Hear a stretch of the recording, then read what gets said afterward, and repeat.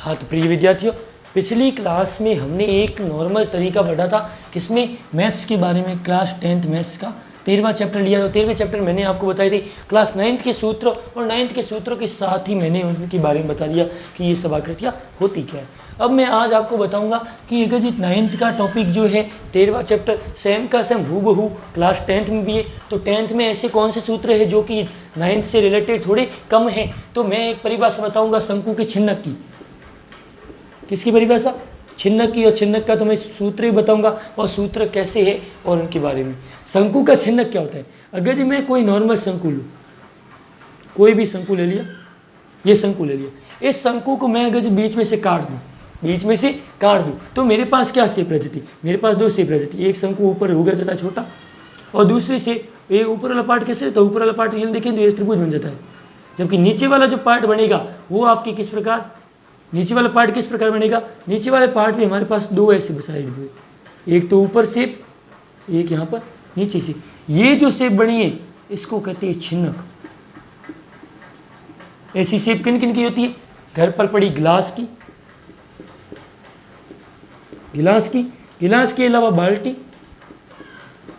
अब मतलब गिलास और बाल्टी की सभी शेप जो है वो किसकी आएगी? छिन्नक की शेप आएगी। मतलब ये छिन्नक की शेप तुम्हें समझ में आ गई। छिन्नक क्या होता है? शंकु को बीच में से काटने पर जो आकृति बनती है वह आकृति किसकी कहलाती है? छिन्नक की आकृति। अब तुम्हारे पास छिन्नक का क्षेत्रफल ज्ञात करने के लिए हम सूत्र देखते हैं, हम एक सूत्र देखते हैं। वो सूत्र क्या है और उनका क्या मतलब है?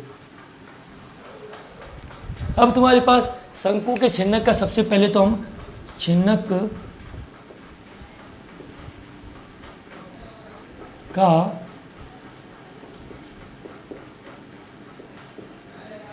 पृष्ठीय क्षेत्रफल। अब हमने शंकु का पृष्ठीय क्षेत्रफल क्या देखा? पाई आर एल देखा, हर किसी को पता है। शंकु का पृष्ठीय क्षेत्रफल क्या देखा? पाई आर एल देखा। तो यहाँ पर अगर शंकु का पृष्ठीय क्षेत्रफल पाई आर एल है तो छिन्नक का पृष्ठीय क्षेत्रफल आपके पास, पहले तो हम करते हैं वक्र पृष्ठीय क्षेत्रफल की चर्चा, फिर बताते हैं हम किसकी? संपूर्ण पृष्ठीय क्षेत्रफल की चर्चा। अब हमने शंकु का पृष्ठीय क्षेत्रफल पाई आर एल पढ़ा, तो यहाँ पर अगर छिन्नक पूछ ले तो छिन्नक में पृष्ठीय क्षेत्रफल क्या होती है? क्योंकि छिन्नक में दो त्रिज्याएं होती है। कौन कौन सी?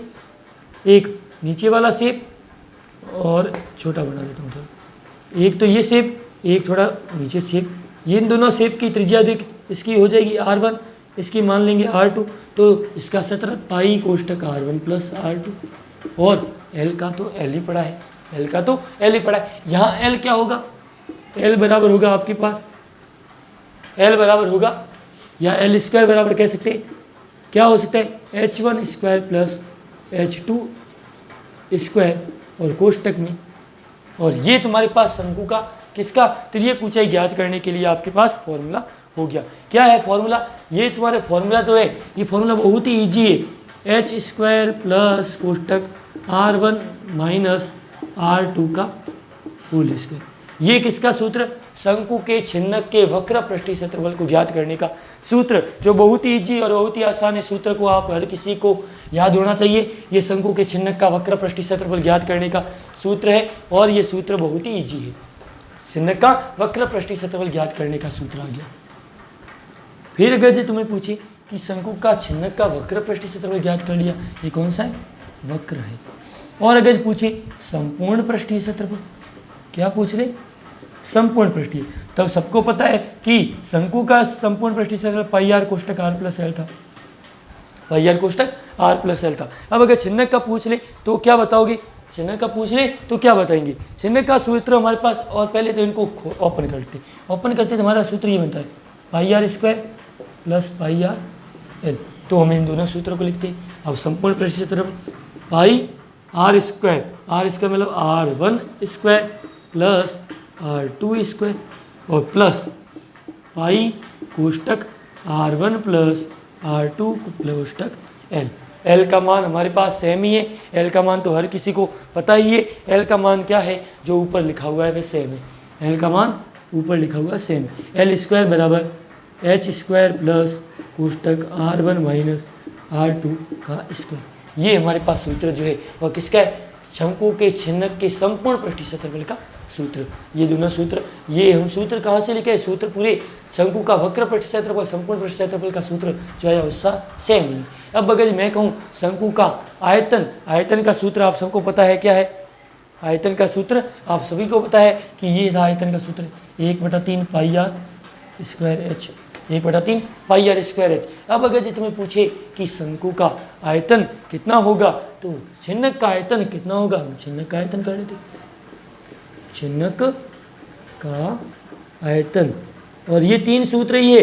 ये इस बार तो आपको फायदा ही फायदा। पहले 9th में सूत्र थे टोटल 10, अब 10 या 13 थी, अब सूत्र तो बिल्कुल है ही नहीं। 1/3 पाई एच, पाई आर एच स्क्वायर, ये लो पाई एच। अब कैसे? R1 square plus R2 square plus R1 R2 और लास्ट में क्या आ गया? H। ये आपके पास किसका आ गया? शंकु के छिन्नक का आयतन का फॉर्मूला अभी आ गया। ये था शंकु का आयतन और वो शंकु के छिन्नक का आयतन। ये हम सभी को ध्यान रखना है। छिन्नक का आयतन, शंकु छिन्नक का पृष्ठीय क्षेत्रफल, ये आपकी 10th क्लास में केवल 3 सूत्र और 3 सूत्र बनी पूरी प्रश्नावली। कौन सी? 13वीं और 13वीं प्रश्नावली केवल 3 सूत्र। प्रश्नावली नाम surface area and volume, surface area and volume. ये क्लास 10th की आपकी प्रश्नावली नंबर 13। और केवल 3 सूत्र, छिन्नक का वक्र पृष्ठीय, संपूर्ण पृष्ठीय और आयतन। 3 सूत्र याद कर लिए, काम पूरा हो गया। और सूत्र याद नहीं करने, हमें 9th के सूत्रों को देखना है। 9th में सूत्र था पाई आर एल वक्र पृष्ठ का, आर की जगह R1 प्लस R2, हो गया सूत्र पूरा। फिर दूसरा सूत्र शंकु का संपूर्ण पृष्ठीय क्षेत्रफल पाई आर कोष्टक R प्लस एल था। R जहाँ आ रहा है वहाँ R1 प्लस R2 कर लिया, काम पूरा हो गया।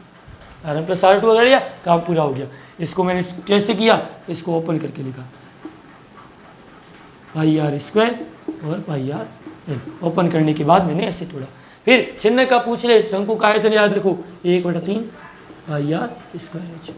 आर की जगह R1 प्लस R2 वाला फॉर्मूला लगा लिया। काम केवल 2 सूत्र से हो रहा है, बाकी वाले तो तुम्हें सूत्र याद रखने हैं।